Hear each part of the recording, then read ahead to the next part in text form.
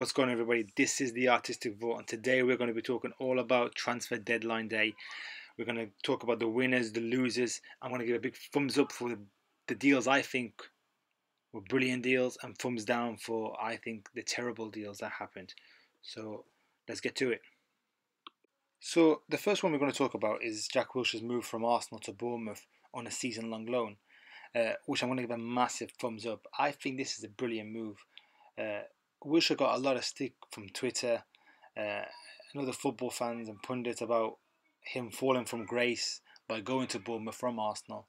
But I myself think it's a brilliant move. And the reason why I think it's a brilliant move is because of these 6 reasons here. The first one is that uh, Bournemouth play a very similar style of football to Arsenal, and that will suit Wilshere perfectly. Because if he performs in that style, he can go back to Arsenal and just slot in straight away. A second one is playing time, and this is massive now.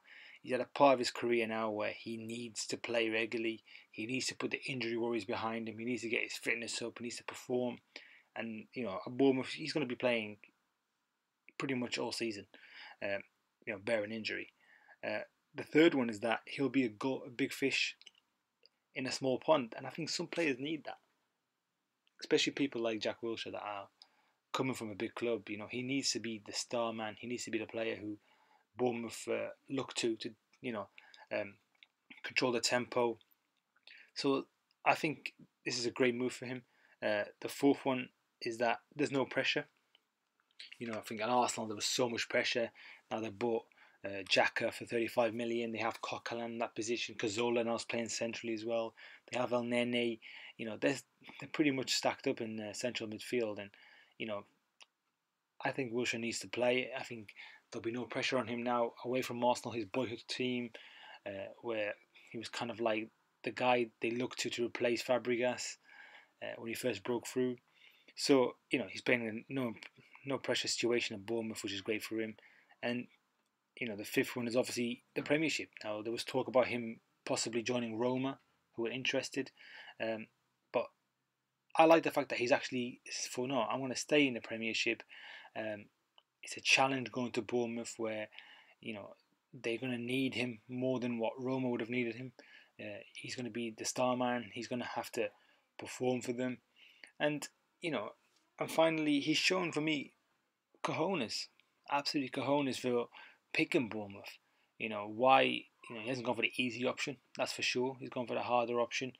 Bournemouth will be fighting for relegation this season, and so I like the fact that he's shown a bit of cojones there and gone there and gone for the easiest, gone for the harder, lower, smaller team.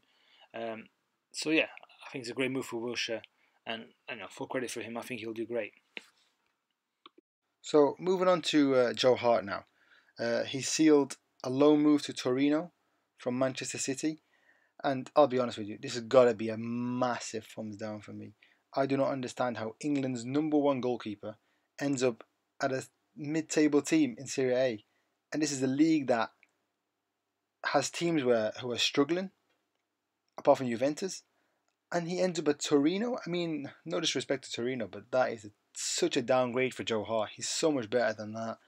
And I mean, I understand Man City left him in limbo, but you are England's number one. You should have at least be going to a big Italian club. At least historically in AC Milan and Inter Milan. Uh, yeah, I for the life of me, I don't understand that. Now moving to Marcos Alonso signing for Chelsea for 23, 24 million or whatnot. Um, Again, for me, Chelsea need to take a massive thumbs down for this. I don't understand it. It seems like Chelsea want to create a problem for the left back position. They had Felipe Luis, who was one of the world's best left backs, and got rid of him. They have Rahman, who is still a young, promising left back, and they go and loan him out without really giving him a chance. Uh, and now they go and sign Alonso for 23, 24 million, a player who even Sunderland uh, fans weren't that concerned about losing. It's just a weird one. I mean, I've been looking at his stats, and when you consider him comparing him with Rahman and with Caesar, it's I mean he's definitely improved since his time at Bolton and at Sunderland. But I think Fiorentina are laughing to the bank, if I'm being honest. His stats are okay, but I mean I just don't think Chelsea particularly needed him. Number one, And number two, I think the fee being paid is ridiculous. So definitely a thumbs down for me there. So let's talk about the most interesting and probably out of the blue transfer of deadline day, and that is David Luiz heading back to Chelsea for 32 million. Now this was a bit of a shock for me. I did not think Chelsea would go back in for him, especially after selling him for 50 million. They did an extremely good deal there, and I flipped and flopped with this idea of, is it a good deal, is it bad? And in the end, I actually think it's a brilliant deal by Chelsea. Initially, I thought, hang on a minute, PSG have just sold him back for 32 million. They must be delighted with that deal, especially considering the fact that if you believe the journalists in France, they were all saying that Emery did not fancy David Luiz and that he was actually going to be a sub all season.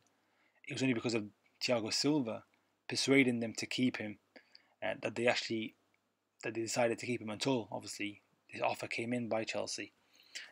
So when you think of, they didn't actually want him, they've taken probably the best years of his career in those last 2 years, and then they have two ready-made replacements in Marquinhos going back as centre back and this new young French lad they've got coming through. It sounds like a brilliant deal for PSG. I mean, they've bought for 50 million, took the best 2 years of his career and sold him for 32. They basically loaned him for 18 million. They got a 2-year service of a world-class player in his prime. And, you know, David Luiz is a world-class player. He's not brilliant as centre-back, but as a player, he's a great player, no doubt about it. So I was looking at it, I was thinking, Chelsea made an absolute terrible deal here. What are they doing? And when I sat down and thought about it, I thought, you know what? Even though he does have his occasional brain farts where his positioning is just terrible, and he just goes sleeping, basically. In Conte's preferred formation, David Luiz would work brilliantly. When you look at it, you know, Conte prefers to use the 5 at the back or the 3 at the back, whatever way you want to look at it. I look at that and I think, imagine Cahill and Terry next to him, with Cesar on the left, Ivanovic at right back, and Kante in front of him protecting him. That is a brilliant defense. I mean, I look at that and I think, if they play Man City and they use that, I can't see how David Silva or De Bruyne or Aguero would be able to break that down. I reckon Barcelona would struggle to break that down. I mean, if they wanted to go 4 at the back, I mean, that's still pretty damn solid, you know, with Matic and Kante in front of him, you know, with Terry by his side. I mean, that for me works. It works brilliantly. And so overall, I really think Chelsea have made a brilliant deal here. I really do. And long term, he can fill John Terry's boots. You know, his experience, he's a leader, and he knows English football. So overall, great deal by Chelsea. Now, let's talk about one of the longest transfers waiting to happen this summer, and that was Moussa Sissoko moving away from Newcastle. He finally managed to get his wish, and he moved to Spurs for £30 million. Now, can I just say, what a deal this is for Newcastle United. And whoever's the negotiation team is in Newcastle, they are doing a fabulous job. They've managed to get 25 million for Wijnaldum and 30 million for Sissoko in a season where they have got relegated. I mean, it's just ridiculous. Brilliant from Newcastle. Absolutely brilliant for them. Now, in terms of Spurs, I'm not so sure. I've got to give this a thumbs down, if I'm being honest. I'm just not convinced by Sissoko. For me, he's inconsistency personified.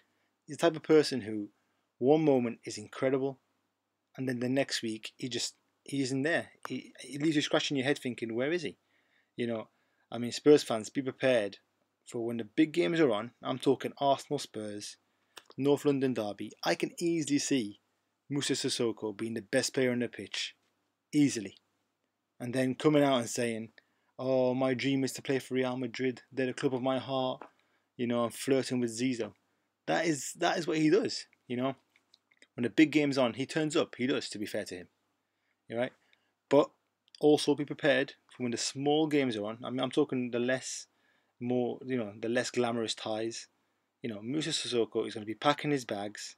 He's going to be there waiting in the airport, ready to be on his holidays. Because that's what he does. He goes missing. Simple as that. So, is it a good deal? For Newcastle, it's a brilliant deal. For Spurs, I'm not convinced. You know, one moment he's brilliant, the next he's not. And for me, for 30 million, you want a player who's the full package. So yeah, I think it's a thumbs down right there. Now for the most underwhelming signing of the summer, Arsenal have finally signed a striker. Can you believe it? Wenger and Arsenal have finally put the little hands in the pocket and finally splashed some cash. But it's so underwhelming, honestly. After waiting for so long, they've only gone and just got Perez from Deportivo La Coruña for £17 million. I mean, this is so underwhelming. This is a thumbs down straight away. I can't believe this. I honestly thought Arsenal were going to sign a top class striker after waiting for so long. I mean, let's just look at this chart, right? This is what for me is the world class, the top class, and then the third category of strikers or forward players. Arsenal are never going to sign a player from the first category. They're never going to sign a Suarez, never going to sign an Aguero, Ronaldo, etc. But I honestly thought maybe they can push for a second category, maybe even a third. Even if they signed Lacazette, that would have been great. But they've gone for a player who, okay, he did a good season last season in Spain, but for me, he's probably in the fourth category, fifth category when you consider him in world football. It's just so underwhelming, and it's just not an improvement over Giroud. It really isn't. Thumbs down, definitely. They've also gone and signed Mustafi for 35 million. Mustafi's a good defender. He's a good player, good defender. I think he'll have a good partnership with Koscielny. 35 million, I don't think he's worth that, to be honest. But of course, this market is crazy this summer. And also, I've left it late, so they're kind of desperate in that sense. But thumbs up for Mustafi. Another big money signing was Leicester splashing the cash on Slimani from Sporting Lisbon for the best part of 30 million. Now, this again for me is just I don't understand this one. For me, 30 million is crazy money. I know he scored a lot of goals in Portugal last season, but I've seen him play a couple of times. He's a hard-working striker. He'll work his ass off. He'll run the channels. He's probably better suited to the Premier League in physical aspects, but he's not the best of finishers. He won't get that many goals. And for me, when strikers eventually are going to be, eventually they're going to be evaluated and analysed all on their goals. And for me, he won't score enough goals in the Premier League. He just won't do it. Especially when when I compare him with other strikers in the Premier League from North Africa, the likes of Mido, the likes of Zaki, I think he'll do exactly what they did. I think he'll come in. I think he'll score a lot of early goals. He'll look really promising early on, but then I think he'll fade. And eventually, I think throughout his career in the Premier League, I don't think he would have scored as many goals as he should have, especially for 30 million. So it's a thumbs down for me there. Finally, let's discuss the less talked about transfers that have kind of gone under the radar, but I actually think are fantastic deals. Starting off with Stoke signing Bruno Martins Indi from Porto on loan for the season. I think it's a fantastic signing. Dutch international, comes in on a season loan. I think he'll partner Shawcross, and I think he'll be fantastic. I think he's perfectly suited for the Premier League. Great deal by Stoke. Second one is Arbeloa joining West Ham on a free. Again, World Cup winner, Champions League experience by the dozen with Liverpool and Real Madrid. I think it's a brilliant signing by West Ham and Bilic. When you consider West Ham's problem position is the right back position, they've got Antonio playing there. He's not a right back at all. He's a good right midfielder. He's not a right back. And Brahim, who's I actually rate highly as well, but he's young and he's inexperienced in the Premier League, and also he's injury prone. So bringing Arbeloa for me is a great deal and really a non-brainer. And finally, it's Samir Nasri, who's gone to Seville on a season-long loan. I think it's a great deal for all three parties. Man City finally get rid of him. In a sense, if he plays well, they can sell him on or they can move him out. It's great for Nasri because, listen, whatever you have to say about Nasri and his attitude, obviously it does stink, but we all enjoyed seeing Nasri play football as a football fan, in that season with Arsenal. So you want to see him go back. I think La Liga suits him perfectly. And again, Seville, great club and the perfect club for him. Because if any club can get any sort of value, any sort of, form back, it is Seville. So great move for all three parties. And that, ladies and gentlemen, is the wrap up for today's show. I hope you enjoyed it. Let me know down below who you thought was a great deal, who you thought was a poor deal. Thanks for watching.